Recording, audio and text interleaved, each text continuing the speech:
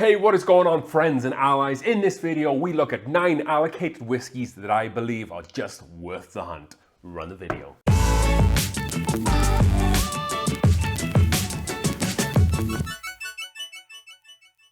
Alright then folks, let's dive head first into this list here.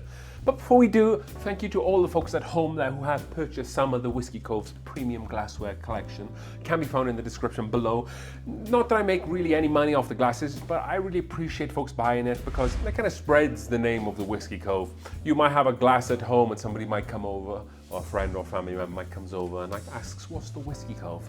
And then you explain a little bit about the Whiskey Cove, which is why I love you guys to get this stuff at home. So if you haven't already, go check that out down in the description there. So today we look at 9 allocated whiskies that I personally believe are worth hunting for. Potentially 1 or 2, we can talk a little bit more about the cost and the value of said whiskies. But if you can get all of these at MSRP, I do believe at least once buying one of them once is worth hunting for. With that being said, let's dive into bottle 1. So we'll start small and we'll kind of gradually get big as we go throughout. These are in no particular order, but they do kind of start small and kind of get better and bigger towards the back end there. So with that being said, bottle number 1, and that is going to be E.H. Taylor Small Batch. So I know some states have a hard time finding this. Shocker, much like everything on this list. However, this is somewhat more findable for a bottle that is going to be on this list. I just love this whiskey. It's just so well balanced. Yes, it's bottled in bond there as well. The cherry notes, the apple notes, the kind of like the McDonald's cherry bakewell note or the cherry pie notes. And this beautiful Buffalo Trace backbone to it as well. It is such a fantastic whiskey. MSRP is going to set you around about $50. I went out to California on a road trip a little while ago. And I was able to find a couple of these. I didn't buy them all, but I saw a few of these at MSRP in California. So if you can, I live in Colorado and I can generally find them every so often. So if you hunt a little bit, you should be able to find these depending on the state. So that was bottle number 1. So let's dive straight into bottle number 2. I'm kind of staying under that Sazerac umbrella. We went to a 1792, aged 12 years. It's actually been pretty surprising how hard this bottle has become to find in Colorado. Potentially see it drop once or twice a year. I hear about it. I have this one and a backup. The only reason I have the backup is because a friend told me that one was dropping nearby, so I appreciate that. However, I'm nursing this a little bit. It's a phenomenal whiskey. You get that 12-year age statement. Yes, you get some similar characteristics as some of the other Sazerac bourbons from Buffalo Trace. This is obviously from Barton Distillery, so you get some of those other kind of flavor profiles there as well. Yes, you do get some of that cherry, but you'll definitely get a different wood presence there, maybe some slight touches of leather as well. But a phenomenal complete bourbon. This guy's coming in at 48.3%. Alcohol by volume, less, like I said, it is 12 years old, much like the namesake. If you're able to find it, this is probably going to run you around about $80, which isn't terrible. However, you have to find it first, and like I said, it can be difficult. I think Texas get a decent drop of these, and then also sometimes I've been through Kansas and maybe Missouri, I've seen it a few times. However, not so good in Colorado for trying to find this, but it's definitely worth the hunt there. That was bottle number 2.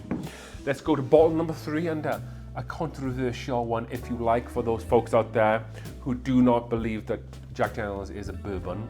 Potentially, well, for what I think about it is bourbon, and it is a Lincoln County whiskey, or a Tennessee whiskey, we should say.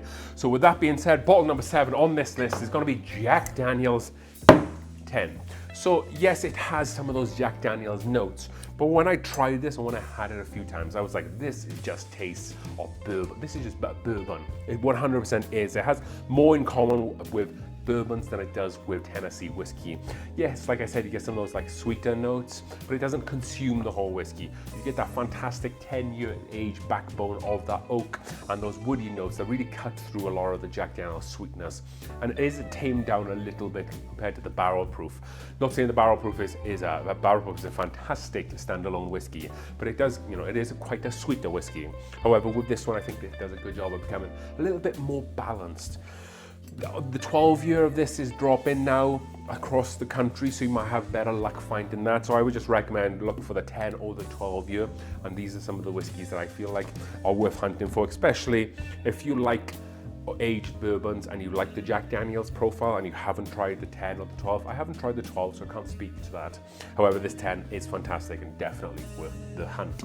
So next up we have bottle number 6, and I hear a lot of folks in the whiskey sphere, if you like. Some say they have really good experience with this whiskey, and some say that they have not so good. So for me, I thought this whiskey was just okay, and every time I went back to it and back to it and back to it, it just got better and better and better. We're not talking like small baby steps better, we're talking like so much more better every time I went back to it. And that is going to be Heaven Hill's Elijah Craig 18. Yes, this is a single barrel product, so you know you can get some variations between the single barrels. This is the second one I've had of Elijah Craig 18, and I have another backup just on the shelf up here. I haven't got into that one, but this has just been phenomenal. Some people complain that they can be over oaked at times. However, for me, this wasn't. Yes, there was a big aged oak presence with that, but it was very well balanced. I didn't necessarily get too much of that Heaven Hill peanut note there as well. You get a little bit of that rye spice that complements the oak really well, and there is a little bit of sweetness up on the front end. I also get some really nice kind of bacon, kind of lighter red cherry notes on the nose. You get a lot of cherry notes from bourbon in general. However, with this one, it is going to cost you a pretty penny. You got to remember, this is an 18-year-old bourbon. So when they pull the whiskey out of the barrels, they're probably only going to be left with about 25 to 35% of the yield of the barrels, which is why generally when you get above 12 years, whiskey starts costing a lot of money. So this roughly cost me around $165. Like I said, it is going to cost you a pretty penny, but I would advise you, if you haven't tried it before, go out there, hunt a little bit and try to find this bottle. Hopefully it isn't too marked up for you, but this is a great addition to this list, and that is Elijah Craig 18. Next up, and for number 5, we are revisiting the Buffalo Trace Distillery, and we went with a wheat whiskey, and of course we went with Weller Full Proof. So I probably could have put 2 Wellers on this list. I probably would have put this and the 12 year, probably my favorites. However, if you're going to hunt for one of the Wellers, I think you probably have better value and better flavor from the Full Proof. Yes, like the namesake again, it is full proof, but it's only coming in at 57% alcohol. So yes, it does get up there, but not too hot. We're not talking hazmat, we're not talking 65% or above. So it's actually not so bad. It's very well balanced between kind of like the grassier bacon spices, creme brulee notes, so creme brulee sweetness and brown sugar, burnt caramel notes of the barrel. And like I said, it just does a really good job of balancing all those flavors out. When we did a Weller blind, this Weller did excellent in that blind. And if you haven't seen that video, go check it out, because this did excellent, because it is an excellent whiskey. Let's not sleep on Weller Full Proof. I feel that it's easier for me in Colorado to find the Weller Full Proof store picks than it is to just find regular Weller Full Proof. I feel like there's a couple of stores every year that generally get a Weller Full Proof store pick, and then they just don't get just regular Weller Full Proof. So hopefully for you folks at home, this is becoming a little bit more easier to find. Again, everything on this list is allocated, so it's not going to be easy to find. However, hunt a little bit, ask lots of people, join all Facebook groups, and see if you can find yourself a Weller Full Proof. MSRP is about $50 to $70 depending on where you're at, but worth every penny. So next up, and coming in at spot number 4, we stayed with Buffalo Trace for this one, and that is going to be the last E.H. Taylor on this list. That is going to be E.H. Taylor Single Barrel. Could I have put other and harder to find allocated stuff like your Pappies and your Buffalo Trace Antique collections, or your Old Fitzes, or your E.H. Taylor barrel proofs on this list? Yes, I could have. But I consider them the elite or the most hard to find whiskies, where I consider this allocated whiskey is, yes, it's very difficult to find, but you're probably not going to be able to find the other stuff, and this is probably a little bit more realistic. I could do a whole video about every Buffalo Trace antique collection and Pappy Van Winkle, but that just doesn't make sense. However, this should be a little bit easier to find. So I actually managed to find this bottle over close to DIA Airport, which is Denver International Airport here, and it was sitting on the shelf with a bottle of Blanton's next to it, The Blantons was $50 and this was $59.99. I took this, I didn't buy the Blantons, I left that for the next guy, but then I bought this single barrel and I have never looked back since. I have another single barrel here that is a store pick from Dave Co, which we'll see on the whiskey haul, the next whiskey haul that we do here. However, for this one, like I said, I paid $60 for it about a year ago. Not terrible value for money at all. It's 50% ABV or 100 proof. I think roughly they are aged between 8 and 9 years.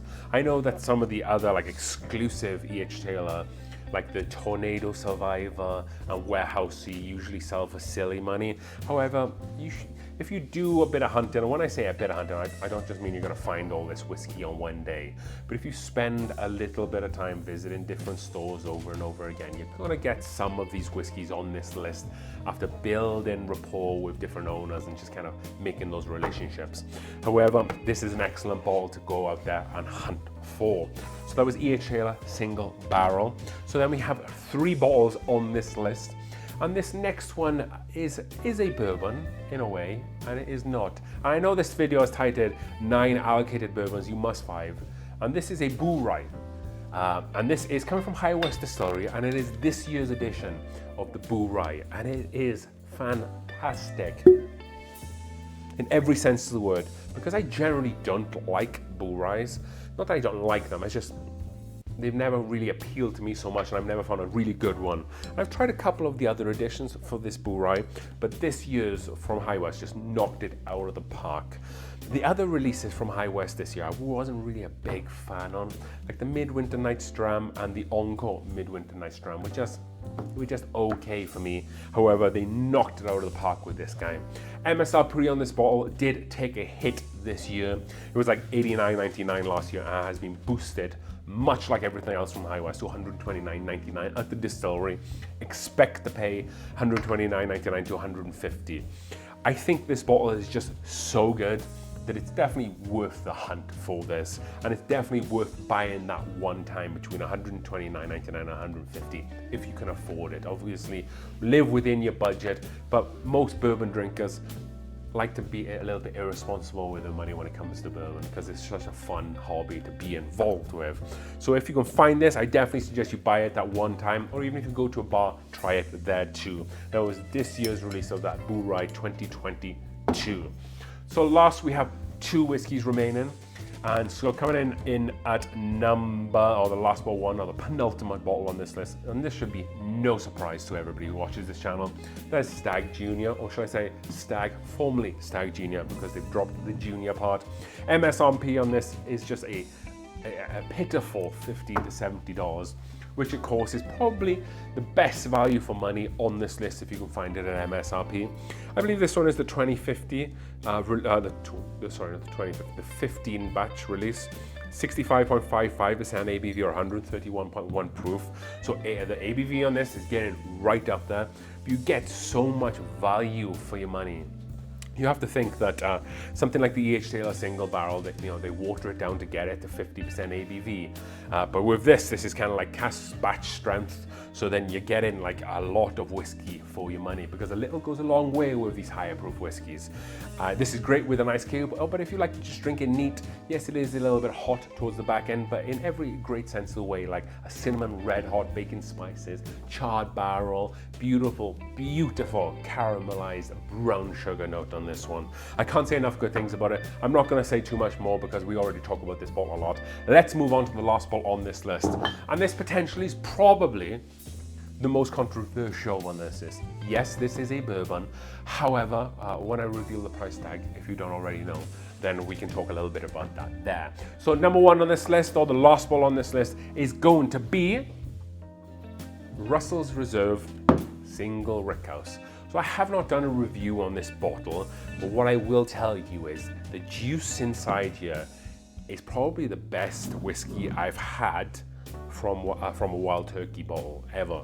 It is just phenomenal. The mouthfeel on this is just insane. We're talking like George T. Stagg sort of level mouthfeel. So thick, so viscous. And yes, it might sound a little bit gimmicky with a single rickhouse. And trust me when I say this, because I was one of the people who are just like, what's the difference in this and a regular single barrel? Well, there's a massive difference because they must have used some honey barrels. When I say honey barrels, I don't mean finished in honey. I mean just like very specific, best of the best honey-picked barrels, because this whiskey is fantastic. It is so sweet, but it has a little bit of spice. It doesn't really have that turkey funk. It has an excellent oak backbone there as well. It's a very complete bourbon and definitely in the run-in for one of the whiskeys of the year for the Whiskey Cove, spoiler. So ABV on this guy is going to be 56.2% or 112.4 proof. So what makes this bottle controversial? So sadly, MSRP on this bottle is $250 US, which I don't like paying that for whiskey. I've only ever done that twice before, and that was for one of these bottles back here, was for the Willet Purple Top. But they are also fantastic as well. So I don't like to do it. Maybe I'll do it once a year, if that. I did it with this one, and I was also offered, Pat, one of them, I have a friend who watches this show. He told me last week, he was like, there's this bottle, this one right here at a store. He has it for MSRP, $250, about 300 bucks or so out the door. Do you want me to grab it? And I was like, I just can't do it. Even though the whiskey in this is phenomenal, I just couldn't put that amount of money towards this whiskey again. I have already a decent amount. We'll be doing some other things with this whiskey, so that will go down, but I have appreciated every little bit of whiskey in this bottle. And I can tell you folks, should you pay $250, $300 for this bottle? Would I do it again if I was in the same spot the first time? Yeah, I probably would. I probably would buy it again just because it's such a special bottle. Maybe ask yourself the question, would you pay $250 to $300 for a George T. Stag? If your answer is yes, then you would. My recommendation would be for you to get this. If your answer is no, then it probably isn't worth hunting for you folks at home. With that being said, I hope you've enjoyed today's list. A little bit for everybody. We had a bull rye, we had a Tennessee whiskey, which is or isn't a bourbon. We had a bunch of stuff from Buffalo Trace and the Sazerac Umbrella or Barton, and then Weller Fall Proof, and then of course Wild Turkey's Russell Reserve single rickhouse to finish us off. So as we drink through the world's whiskies one glass at a time, cheers.